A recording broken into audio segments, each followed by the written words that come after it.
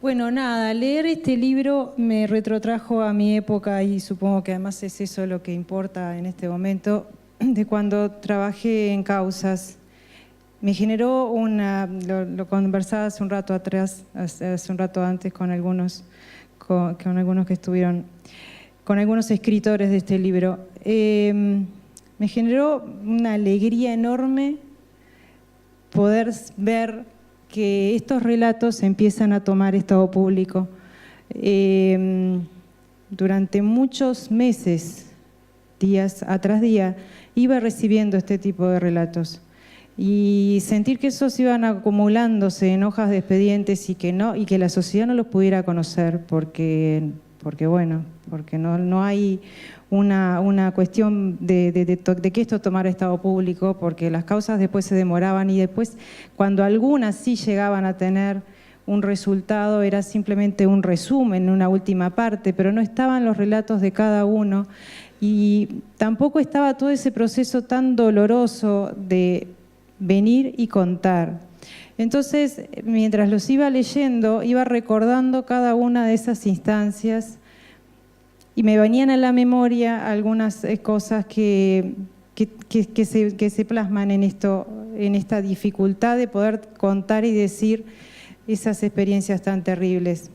Me acuerdo que en un testigo, cuando lo habíamos convocado para que nos contara sobre testigo y víctima también, sobre otro detenido que había sido asesinado.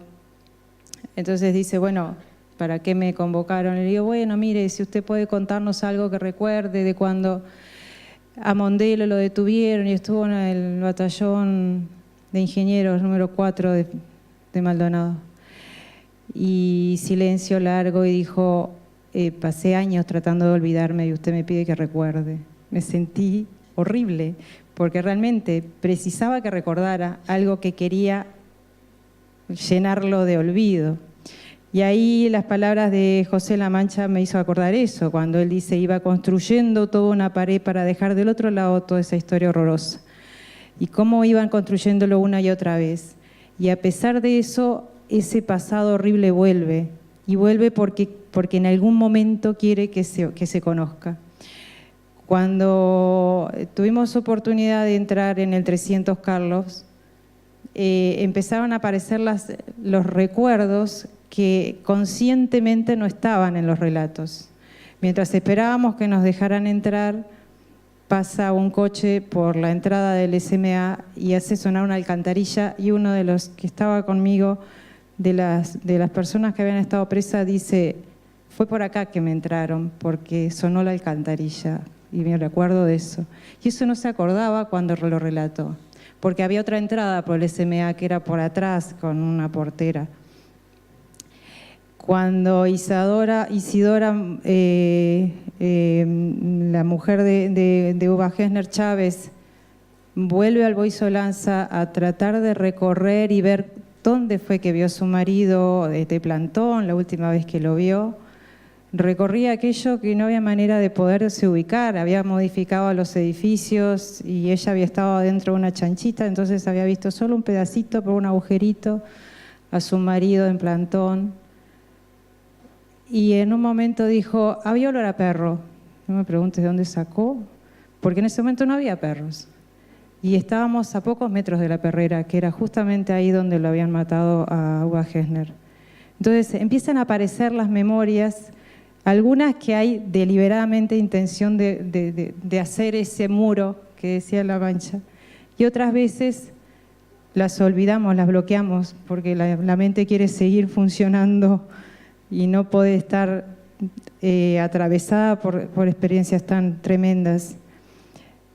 Cuando llegamos al 300, buscando cuál era el galpón, entran todos los que habían estado, los que me acompañan, a los que yo acompañaba en realidad, porque yo los acompañaba en su recorrido, y empiezan a subir la escalera y uno le grita al otro, son 17 escalones, y es acá.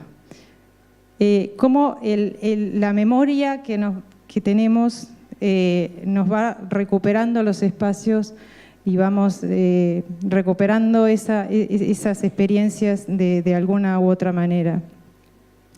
Entonces, en eso tan difícil de poder contar algo que es tan doloroso, cada uno de los relatos había personas que se quebraban. Entonces, cuando iba leyendo esto, digo, y te escuchaba ahora, digo, qué difícil debe haber sido poder sacarlo para afuera. Y después qué sanador, porque muchas veces, después de esos relatos tan crudos y tan tremendos, en donde me quedaba muy claro que lo que podían decirse es lo que las palabras pueden expresar, pero ha de haber unas vivencias y muchas que quedan adentro, y lo que se sufrió, lo que se vivió, el frío, el dolor, el aislamiento, la incertidumbre, eso no alcanza como una palabra, porque uno puede decir dolor, pero es mucho más largo el dolor es mucho más largo que la palabra y mucho más permanente. Entonces, era cuánta cosa queda dentro y cuánto poco se puede transmitir, pero aún así eso que se transmite es muy necesario,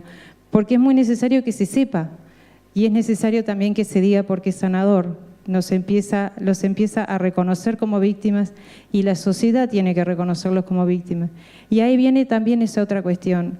Durante muchos años, y todavía ahora, está tan instalada la teoría de los dos demonios, en donde era un grupo contra los militares y la sociedad parecía que circulaba por ahí, no tenía mucho que ver con nada. Todos los demás éramos espectadores, parece que a nadie más les vulneraban los derechos humanos. Entonces, y además el relato en esa teoría de los dos demonios eran malos contra malos, ¿no? Malos con otros malos, y la sociedad era la única perjudicada. Entonces, empezar a tejer el relato de una sociedad es absolutamente importante, y a través de estos relatos poder mostrar qué era, por qué luchaban, qué personas eran, qué humanismo que había detrás de ellos, pero además cuánto se deja en cada relato, porque eso también es muy interesante, porque hay una apuesta a seguir pensando y a seguir en forma muy positiva. Nunca hay rencor, y eso es necesario que la sociedad lo conozca. Por eso me parece tan interesante esta apuesta a contar, ¿no? Y quería leer, bueno, el jueves pasado fue la conmemoración del Día Internacional del Detenido Desaparecido, y María Ingol, que es una integrante de Mercedes, de la Comisión de Memoria y Justicia contra la Impunidad de Soriano, hizo un análisis acerca de la memoria, me pareció muy bueno, que decía que la memoria no debe ser un deber o una obligación de recordar, sino la honesta invitación a conocer, a saber la verdad, lo que puede traernos de trágico y de gratificante. La memoria tiene entonces un contenido más allá de la información sobre lo ocurrido, es la necesidad de reconstruir la propia historia y a través de ella la historia de la sociedad que conformamos.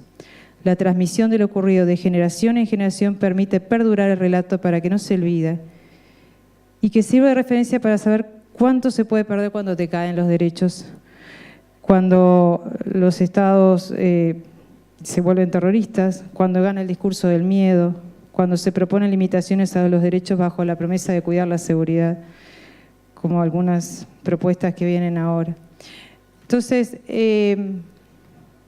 la verdad me generó mucha alegría poder leer esto, porque me doy cuenta de que realmente la historia va a poder contarse desde sus protagonistas.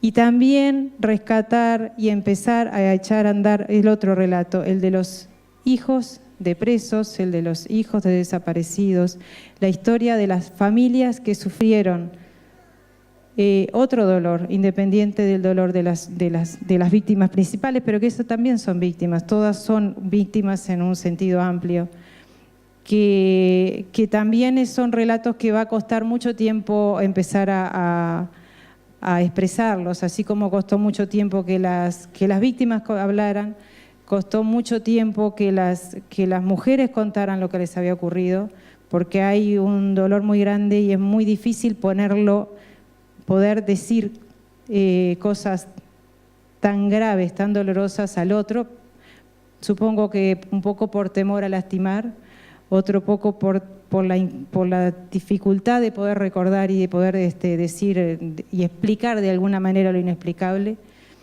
Y además, pero termina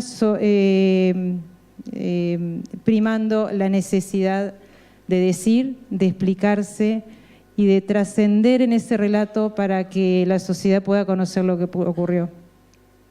De manera que, bueno, me alegro muchísimo, ya que la justicia en este país está un poco paralizada, y que de esta manera se pueda, en definitiva, avanzar en conocer la verdad. Muchas gracias.